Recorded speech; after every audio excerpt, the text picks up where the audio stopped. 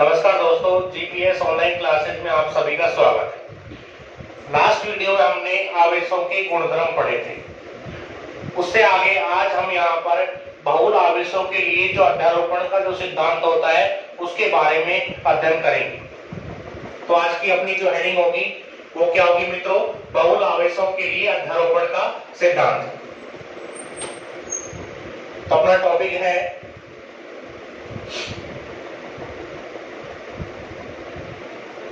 बहुल आवेशों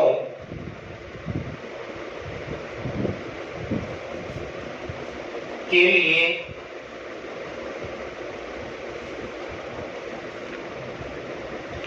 अध्यारोपण का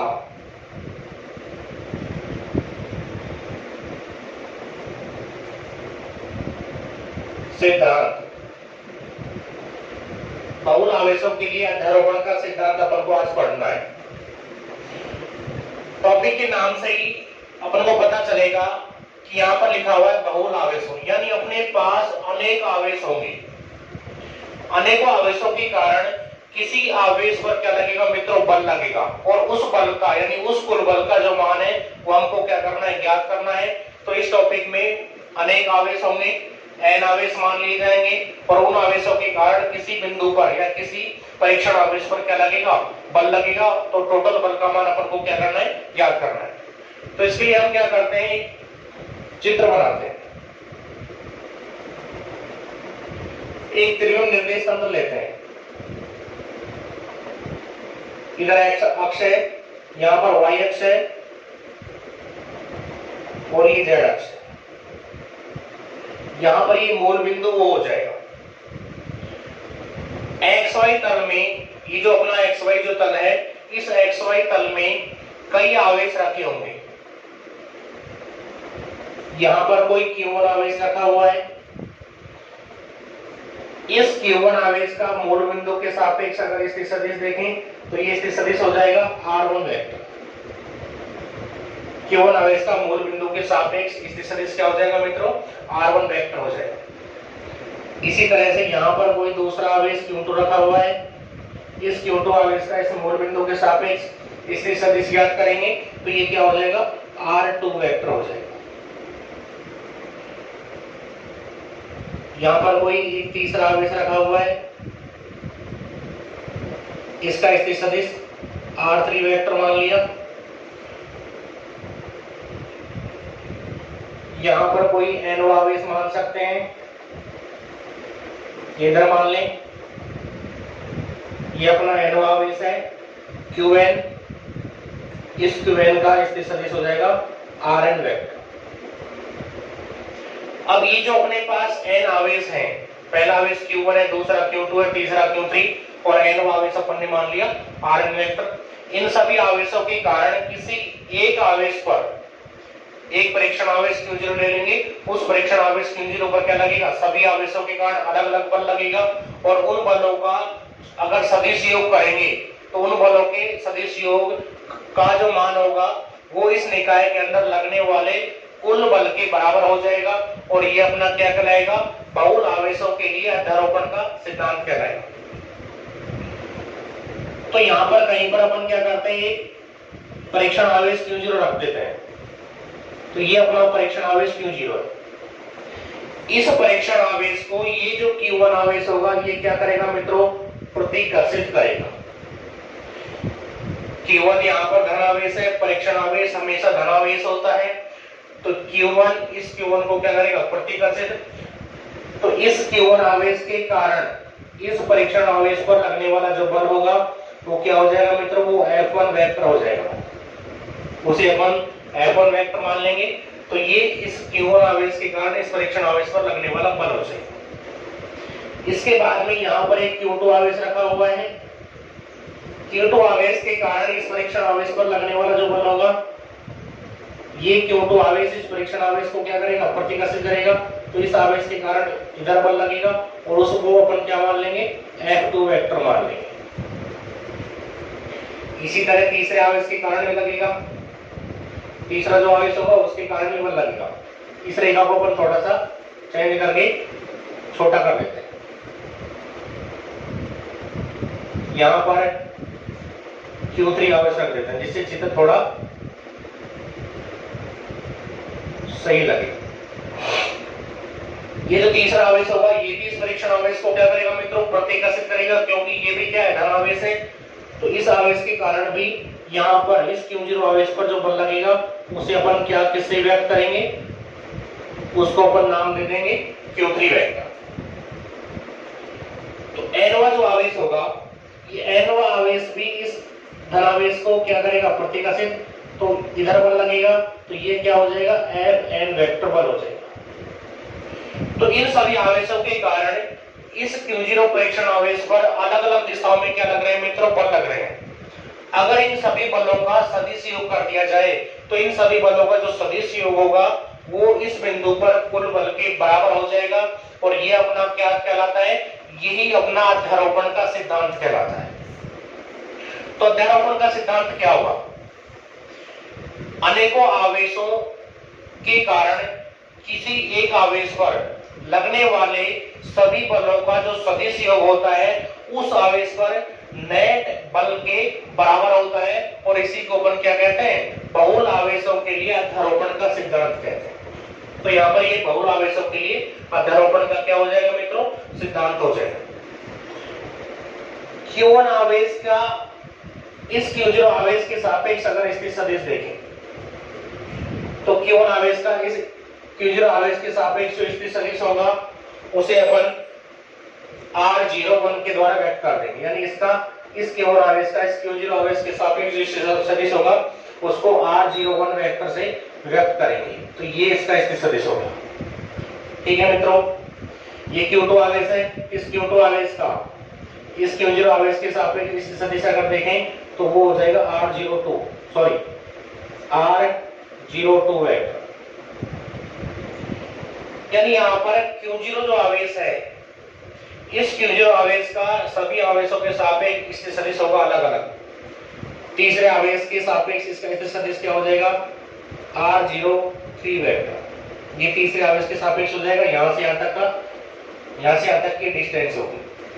nवें आवेश का क्या होगा स्थिति सदिश, R0n वेक्टर। Q0 आवेश का अपन ने इन सभी के सापेक्ष स्थिति सदिश ज्ञात कर लिया है। तो ये अपन ने स्थिति सदिश यहाँ पर ज्ञात कर ली है। अब यहाँ पर अपन को इस Q0 आवेश पर लगने वाले कुल बल की वैल्यू ज्ञात करनी है। ये Q0 जो आवेश है इस पर कुल कितना बल लगता है। तो ये जितने भी बल लग रहे हैं अनेकों आवेशों के कारण, अलग सभी आवेशों के कारण जो इस बिंदु पर अलग अलग जो बल लगते हैं, इन सभी बलों का अगर सदिश योग कर देंगे तो कुल बल का मान अपन को क्या हो जाएगा मित्रों, प्राप्त हो जाएगा। अब यहाँ पर मैंने एक शब्द बोला है सदिश योग। एक होता है बीजगणितीय योग और एक होता है सदिश योग। अब आपको इन दोनों में अंतर समझ में आना चाहिए कि बीजगणितीय योग कब किया जाता है और सदिश योग कब किया जाता है। अगर हम जिस राशि का मान ज्ञात कर रहे हैं, यहाँ पर बल की वैल्यू ज्ञात की जा रही है, यहाँ पर किसका मान ज्ञात किया जा रहा है मित्रों, बल का मान ज्ञात किया जा रहा है। तो जब बल का मान ज्ञात कर रहे हैं तो बल कैसी राशि है, बल खुद ही सदिश राशि है। बल कैसी राशि है, सदिश राशि है। जब सदिश राशियों को जोड़ेंगे, तो उसे अपन क्या कहेंगे, उसे सदिश योग कहते हैं। जबकि आवेशों को अगर जोड़ा जाता है तो आवेशों का जो योग है, आवेश कैसी राशि है मित्रों, आवेश अदिश राशि होती है। तो जब भी अदिश राशियों को जोड़ेंगे तब तो बीजगणितीय योग किया जाता है। अगर सदिश राशियों को हम जोड़ते हैं तो कौन सा योग होगा मित्रों, वो सदिश योग कहलाएगा। ठीक है, तो आपको ये बिल्कुल क्लियर हो गया होगा कि सदिश योग कब किया जाता है, जब सदिश राशियों को जोड़ा जाता है तो सदिश योग होगा, और अगर अदिश राशियों को जोड़ेंगे तो कौन सा योग कर सकते हैं, तब बीजगणितीय योग होता है। तो अपन ने ये एक निकाय लिया है। इस निकाय के अंदर Q1, Q2, Q3, Qn जो आवेश हैं वो इस XY तल के अंदर क्या है मित्रों, रखे हुए हैं यानी स्थित हैं। इन आवेशों के यानी इस Q1 आवेश का इस मूल बिंदु O के सापेक्ष अगर स्थिति सदिश देखें तो वो क्या है, R1 वेक्टर। ये अपन ने मान लिया, यानी इस Q1 आवेश का इस मूल बिंदु O के सापेक्ष स्थिति सदिश क्या है, R1 वेक्टर है। ये दूसरा आवेश Q2 था, इस दूसरे आवेश Q2 का इस मूल बिंदु O के सापेक्ष स्थिति सदिश क्या है, R2 वेक्टर है।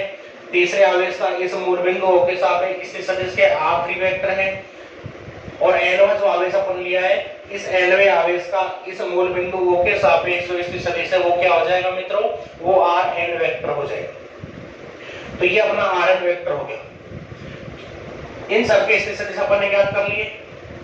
अब इन सबके अब यहाँ पर इस पहले आवेश Q1 के सापेक्ष इस Q0 आवेश का, इस परीक्षण आवेश का भी इसकी सदिश ज्ञात करना है।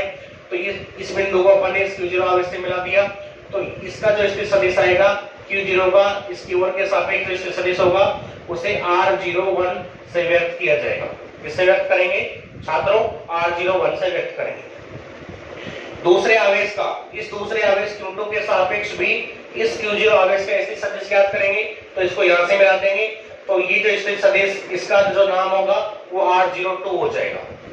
यानी इस Q0 आवेश का दूसरे आवेश के सापेक्ष इसकी सदिश क्या हो जाएगा, R02 के द्वारा इसको व्यक्त अपन कर देंगे।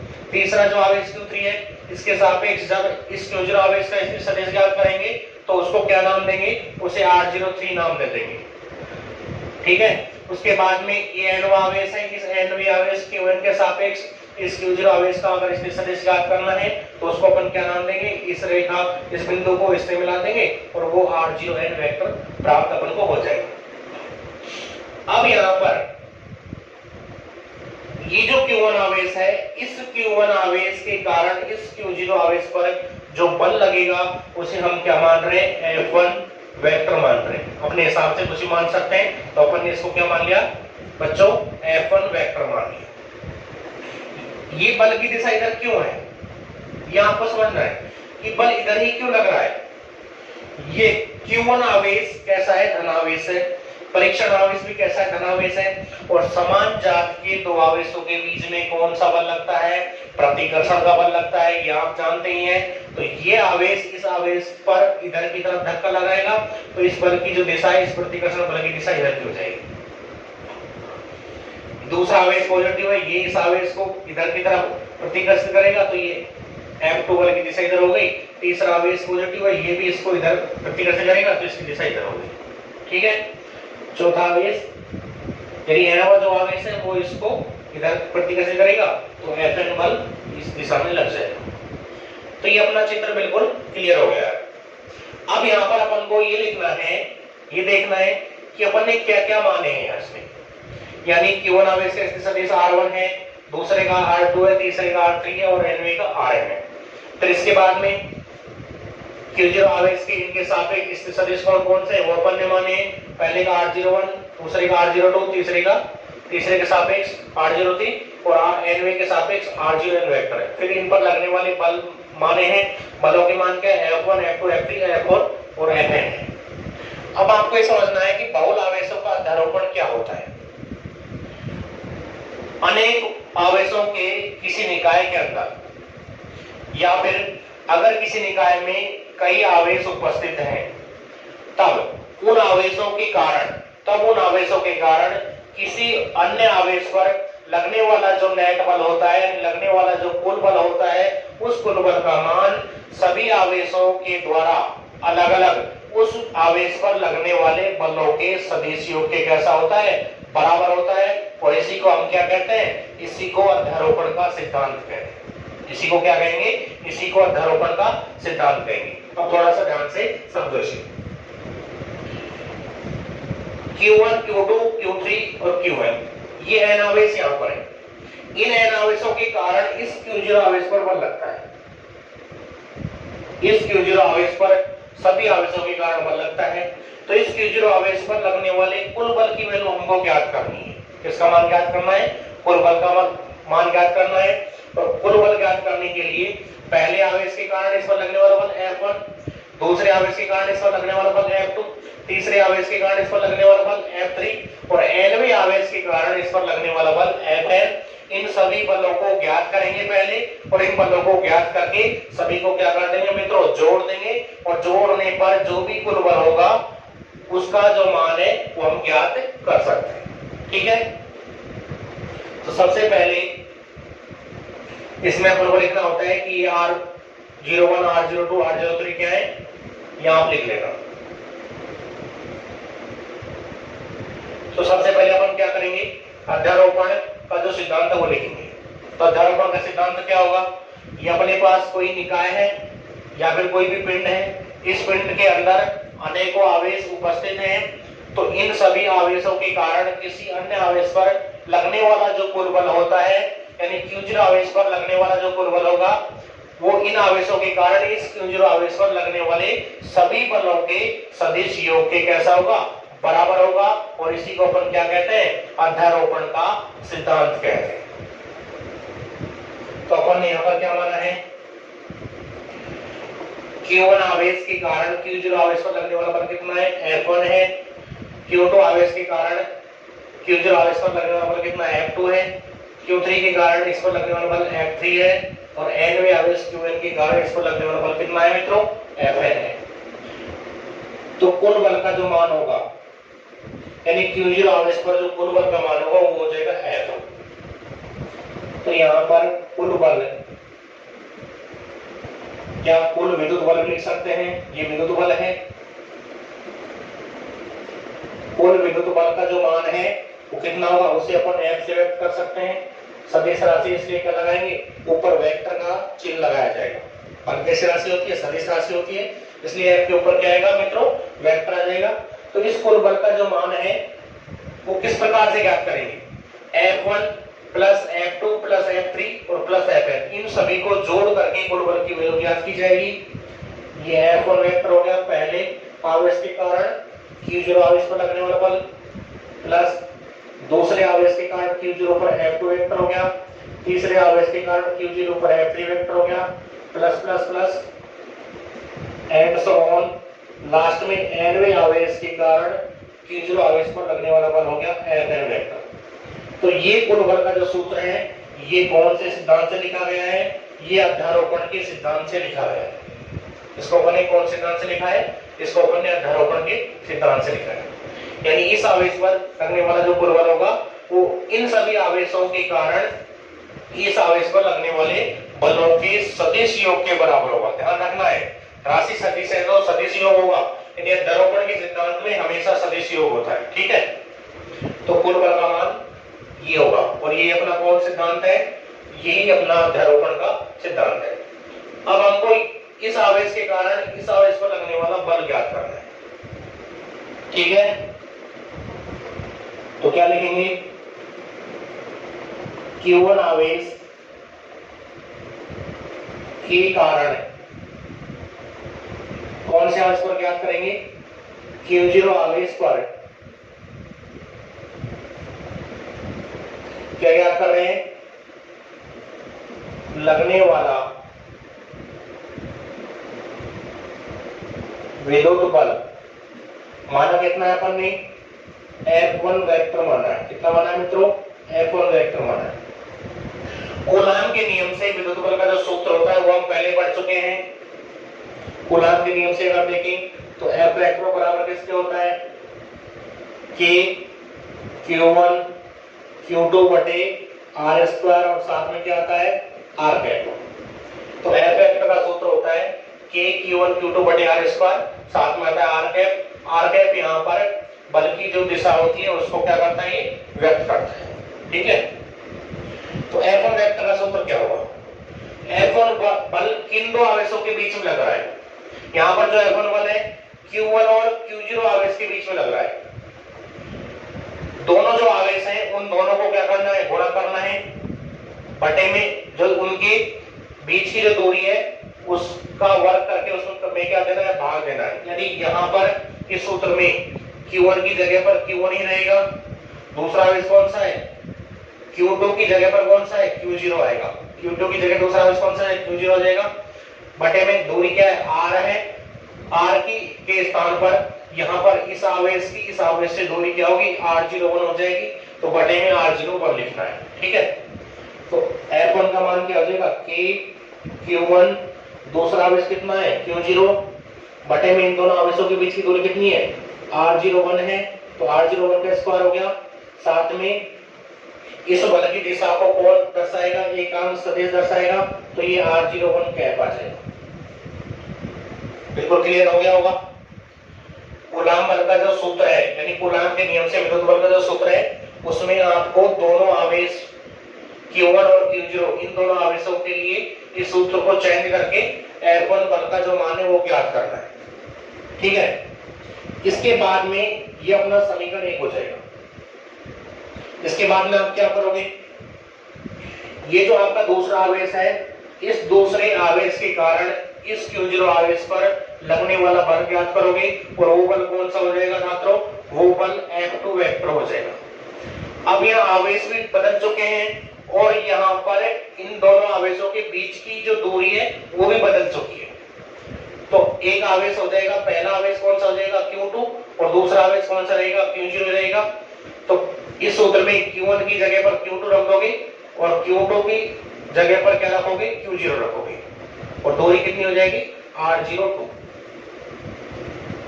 तो आगे क्या लिखेंगे, Q2 आवेश के कारण Q0 आवेश पर लगने वाला विद्युत बल, यानी दूसरे आवेश के कारण Q0 आवेश पर लगने वाला बल अपन को क्या करना है छात्रों, ज्ञात करना है। और इस बल को अपन ने क्या माना है, चित्र में अपन पहले ही मान चुके हैं, F2 वेक्टर बराबर ये जो विद्युत बल का सूत्र है, इसमें Q1 की जगह पर क्या आएगा, ये वाला आवेश आएगा Q2 और दूसरा आवेश कौन सा है, Q0 है। तो Q2 की जगह पर क्या आ जाएगा, Q0 आ जाएगा। R के स्थान पर कौन सी दूरी हो जाएगी, R02 हो जाएगी। चेंज करके लिख देंगे कि ऐसा कैसा आएगा, Q2 Q0 बटे में R02 का स्क्वायर। अब इस बल की दिशा को कौन दर्शाएगा, बल की दिशा किधर है, तो इस दिशा में जो एकांक सदिश होगा वो कौन सा हो जाएगा, R02 कैप हो जाएगा।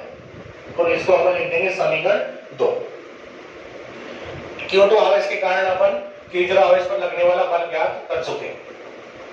इसके बाद में तीसरे आवेश के कारण Q0 आवेश पर लगने वाला बल ज्ञात करेंगे। इसी प्रकार लिख देंगे Q3 आवेश के कारण Q3 आवेश के कारण Q0 आवेश पर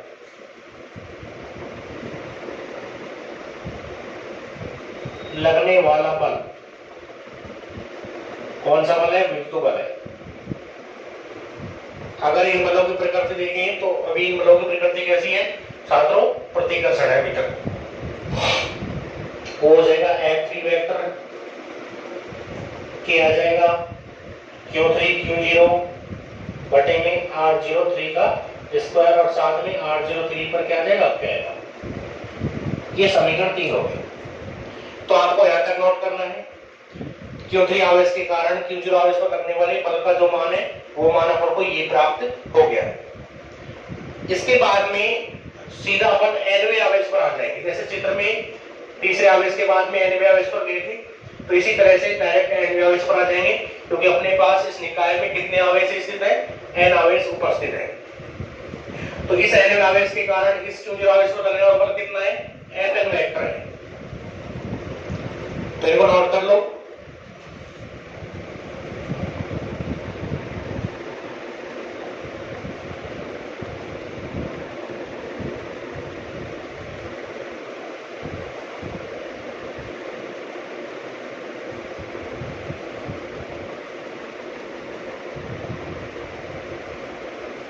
एन आवेश कौन सा है, Qn। Qn जो आवेश है, ये आवेश इस Q0 आवेश को इधर प्रतिकर्षित करता है। तो Q1 आवेश के कारण Q0 आवेश को लगने वाला बल हो जाएगा Fn वेक्टर। तो ये अपन ज्ञात करेंगे, Q1 आवेश के कारण Q0 आवेश पर लगने वाला विद्युत बल कितना होगा, किससे व्यक्त कर रहे हैं, Fn वेक्टर से व्यक्त कर रहे हैं। इसको क्या आ जाएगा, Qn आ जाएगा, Q0 आ जाएगा बटे में दूरी कितनी होगी, r0n हो जाएगी अब की बार, साथ में एकांक सदिश भी r0n कैप आ जाएगा। ठीक है, अब यहाँ पर कुल बल का मान ज्ञात करना है। तो अध्यारोपण के सिद्धांत से कुल बल का सूत्र क्या होता है, F वेक्टर बराबर F1 vector plus F2 vector plus F3 vector plus and so on plus Fn vector. तो क्या लिखेंगे,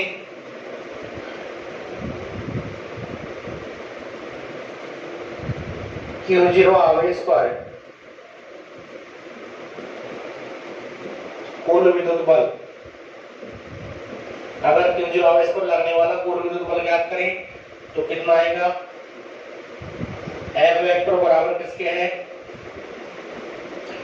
पहले आवेश के कारण Q0 आवेश पर लगने वाला बल कितना है, F1 वेक्टर, तो पहले आवेश के कारण बल हो गया, प्लस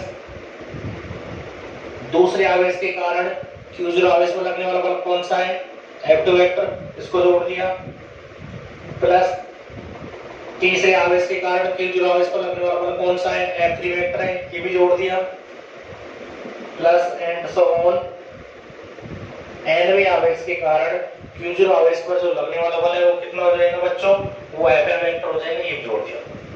यानी अध्यारोपण के सिद्धांत से किसी भी आवेश पर लगने वाला जो कुल बल होता है वो उस आवेश पर सभी आवेशों के द्वारा लगने वाले बलों के सदिशों के कैसा होता है, बराबर होता है।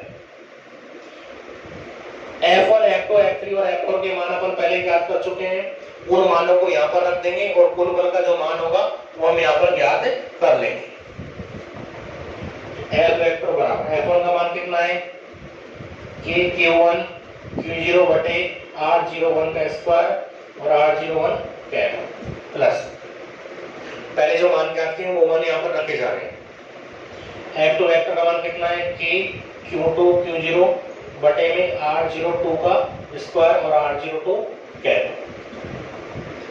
तीसरे आवेश के कारण बल कितना था, Q3 Q0 बटे R03 का स्क्वायर और R03 पर क्या जाएगा, कैप आ जाएगा।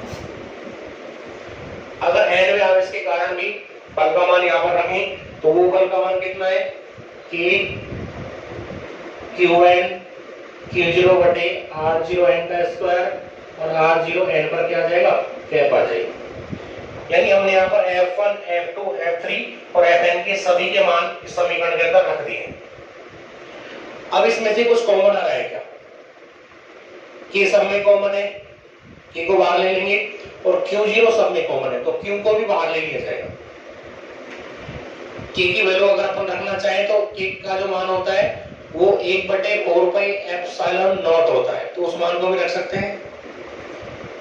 फिलहाल K कॉमन लिया और Q0 कॉमन लिया, यहां से क्या बचेगा, ऊपर से Q1 बच जाएगा बटे में R01 का स्क्वायर बचेगा और यहां से ये वाला मान बच जाएगा, यानी ये बचेगा, ये बचेगा और ये बच जाएगा, तो इन तीनों को यहाँ रखेंगे। Q1 हो गया, R01 का स्क्वायर हो गया और R01 पर कैप हो गया। यानी जब K Q0 को इसमें से कॉमन लिया तो ये बच गया, ये प्लस का चिन्ह प्लस लगाया। K अपन ने यहाँ से कॉमन ले लिया है, Q0 कॉमन ले लिया है, तो क्या बचेगा, Q2 R02 का स्क्वायर और R02 पर कैप आ जाएगा। Q2 ये बच गया, R02 का स्क्वायर ये हो गया और R02 पर ये कैप आ गया। तीसरे वाले में से क्या आ जाएगा, Q3 R03 का स्क्वायर और R03 पर कैप, और nवे में से कौन सा आ जाएगा, Qn R0n का स्क्वायर और R0n पर क्या आ जाएगा बच्चों, कैप आ जाएगा। तो जब अपन ने K और Q0 को मान लिया तो ये मान अपन को प्राप्त हो गया। अब यहाँ पर K का जो मान होता है वो कितना होता है, आप सभी जानते हैं कि निर्वात में K का मान कितना होता है, 1/4πε0 होता है, यानी K बराबर होता है 1/4πε0। तो K की जगह आप इस मान को रख सकते हो,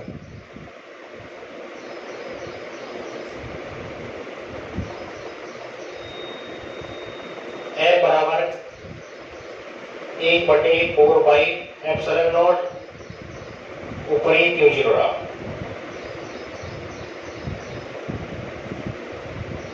बाकी ये जो कोष्टक के अंदर जो राशि लिखी हुई है, ये राशि पूरी की पूरी ये कोष्टक के अंदर ऐसे कैसे आ जाएगी। इस पूरी कोष्टक की राशि को आप इस कोष्टक के अंदर ऐसा कैसा नोट कर सकते हैं।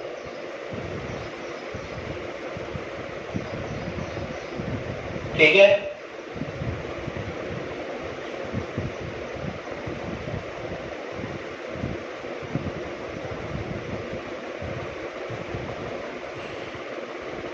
यानी अपने पास बल का मान जो बचा है वो क्या है, एफ वेक्टर बराबर 1/4 Q0 और कोष्टक के अंदर क्या मान बचेगा, Q1 R01 का स्क्वायर R01 पर कैप प्लस Q2 R02 का ये पूरा मान यहाँ पर उतारा जा रहा है, R02 का स्क्वायर प्लस Q3 R03 का स्क्वायर,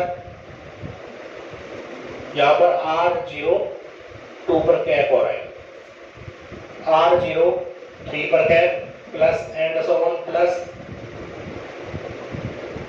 QN R0N पर कैप बटे में R0N का स्क्वायर। ये मान अपने पास बल का है। अब इस कोष्टक के अंदर राशियों का क्या है बच्चों, योग है, और राशियों को योग को समीशन के द्वारा व्यक्त कर सकते हैं। तो इस कोष्टक के अंदर जो वैल्यू ये जो पूरा मान है इसे अपन समीशन के द्वारा भी व्यक्त कर सकते हैं। ये आप गणित में पढ़ी चुके होंगे कि राशियों का जब योग किया जाता है तो उसे अपन समीशन के द्वारा व्यक्त कर सकते हैं। तो इसको कैसे व्यक्त करेंगे आपको ही समझना है। एफ वेक्टर बराबर 1/4 Q0 बाहर है, ऐसा कैसा रहेगा। इस कोष्टक के अंदर जो भी पूरा मान है ये, इस मान को सिग्मा में या समीशन में अपन को क्या करना है, चेंज करना है। तो इस कोष्टक की जगह अपन ने ये सिग्मा लगा दिया। अब सिग्मा में मान किस प्रकार से रखेंगे वो देखना है। ये Q1 है तो Q1 की जगह पर Q रखा, इसमें 1 है, इसमें 2 है, इसमें 3 है और इसमें n है। तो इन संख्याओं की जगह पर हम i रख सकते हैं, आप कुछ और भी मान सकते हैं, मैं यहाँ पर i मान रहा हूं। तो अपन ने इसको Q1 Q2 इन सबको Qi में चेंज कर दिया है। समीशन का मतलब क्या होता है, राशियों का योग होता है। बटे में क्या है, R01 है, 0 सब में है तो R ऐसा कैसा लिखा, 0 यहाँ पर सब में है इसलिए 0 तो लिखना ही है, तो 0 अपन ने यहाँ लगा दिया। अब जो संख्या चेंज हो रही है उसको i में बदल देंगे। ऊपर संख्या 1 2 3 4 से लेकर के n तक चेंज हो रही थी तो ऊपर अपन ने i लिख दिया, उसको हटा करके नीचे ये R0 के बाद की संख्या चेंज हो रही है तो 0 ऐसा कैसा लिखा, जो चेंज हो रही है उसको लिखना है। 1 2 3 4 ये संख्या चेंज हो रही है तो इसको भी अपन ने i लिख दिया। नीचे की राशि का क्या है, वर्ग है तो वर्ग आ जाएगा। साथ में पहले पद में क्या है, R01 पर कैप है, यानी R सब में है, कैप सब में है तो R भी सब में आएगा, कैप भी सब में आएगा। साथ में R के साथ नीचे सफिक्स में 0 सब में लिखा हुआ है तो 0 यहाँ पर भी आएगा। यानी ये जो संख्या 1 2 3 जो परिवर्तित जो संख्या है इनकी जगह पर i लिख देंगे तो ये i आ जाएगा।